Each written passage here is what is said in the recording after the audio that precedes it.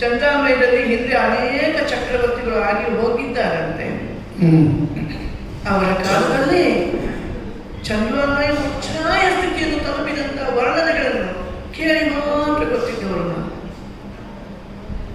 ನಮ್ಮ ಬದುಕಿನಲ್ಲಿ ಅಂತಹದ್ದೊಂದು ಉಚ್ಛ್ರಾಯ ಸ್ಥಿತಿಯನ್ನು ನಾವು ನೋಡಿದ್ದಿದ್ರೆ ನೀನು ಹುಟ್ಟಿದ ಮೇಲೆ ಅಧಿಕಾರವೂ ಇತ್ತು, ಅರ್ಹತೆ ಇತ್ತು ಮುತ್ತಜ್ಜ ಭೀಷ್ಮರಿಗೆ. ಆದರೆ ತಾವಾಗಿ ಸಿಂಹಾಸನವನ್ನು ಏರುವುದನ್ನು ತೊರೆದಂತ ಅವರಿಂದಾಗಿ ಆ ಸ್ಥಿತಿಯನ್ನು ನೋಡ್ಲಿಕ್ಕೆ ಆಗುತ್ತದೋ ಇಲ್ಲೋ ನಮಗೆ ಅಂತ ತಿಳಿದಂತ ನಮಗೆ ನೀ ಹುಟ್ಟಿ ಹೀಗಿರಬೇಕು ಒಂದು ಚಂದ್ರಾನ್ವಯ ಅಂತ ಮಾಡಿ ತೋರಿಸಿದವ ಅಂತ ತಿಳಿದಿದ್ದವರು. ಹುಟ್ಟಿನಿಂದ ಅರಸನೇ, ಯಾಕಂದ್ರೆ ನೀನು ಹುಟ್ಟುವುದಕ್ಕೆ ಕಾರಣವಾಗಿದ್ದಂತೆ ಒಬ್ಬ ಅರಸ ಬೇಕು ಎಂಬಂತ ಸಂಕಲ್ಪ.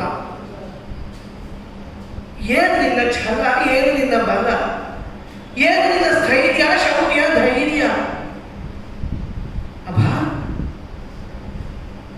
ನಿನಗೆ ಅಭಿಷೇಕ ಆಗುವುದು ಬೇಡ, ನಿನ್ನ ಕಣ್ಕುಟ್ಟು ಒಂದೇ ಸಾಕಾಗುತ್ತದೆ. ನೀನೇ ಇಲ್ಲಿ ಅಭಿಷೇಕದ ಅಲ್ಲದಿದ್ರು ದೊರೆ ಅಂತ ಹೇಳುವುದಕ್ಕೆ.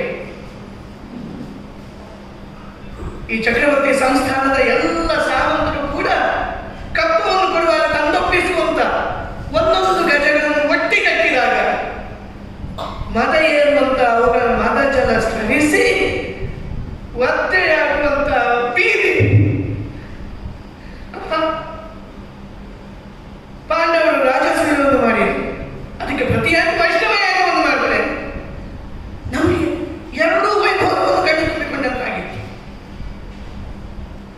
ಅವರು ಬೇರೆ ಅಲ್ಲ, ಅವರು ಮಾಡಿದ್ದಕ್ಕಿಂತ ನೀನು ಮಾಡಿದ್ದು ಎನ್ನಿತ್ತು ಕುಂದಲ್ಲ ಎಂಬಂತ ರೀತಿಯಲ್ಲಿ ಮಾಡಿ ತೋರಿದವನಿ.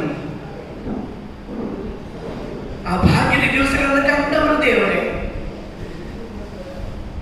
ನಿನ್ನ ಕಾಲು ನೋಯಬೇಕು ಯಾವುದಲ್ಲಿ ಗೊತ್ತೋ, ಕಪ್ಪವನ್ನು ತಂದಿರುವಂತಹ ಸಾಮಂತರು ತಮ್ಮ ಮುಕುಟವನ್ನು ತೆಗೆದು ನಿನ್ನ ಕಾಲಡಿಯಲ್ಲಿಟ್ಟು ನಿನ್ನದನ್ನು ನೆಟ್ಟುವಾಗ ಆ ಮುಕುಟದ ತುದಿಯಲ್ಲಿ ಹಾಕಿದಂತ ವಜ್ರ ನಿನ್ನ ಕಾಲಿಗೆ ಚುಚ್ಚಿ ಅದನ್ನು ನೋಯ್ಬೇಕು. ಅದು ಚಕ್ರವರ್ತಿಗೆ ಭೂಷಣ.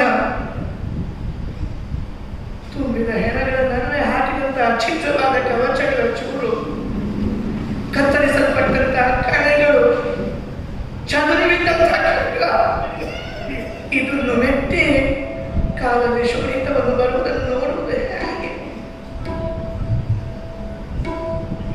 ಒಳಮನೆಯಲ್ಲಿ ನಡೆಯುವಾಗ ನಡೆನುಡಿ ಹಾಸುವುದಕ್ಕೆ ಜನ ಕೈಯಲ್ಲಿ ನಿಂತಾಗ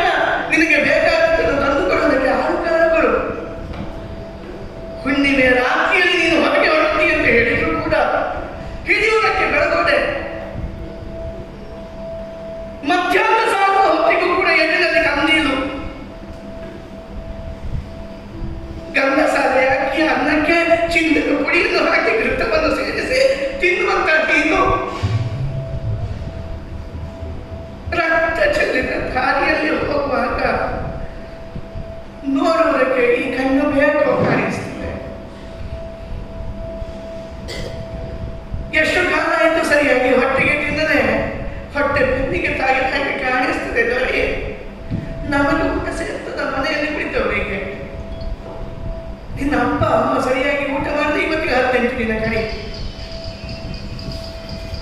ಅಬ್ಬ, ಹೇಗಿರ್ಬೇಕಿತ್ತು? ಹೇಗೆ ನೋಡ್ತಾ ಇದ್ದೇನೆ? ಯಾಕೆ ಇತ್ತು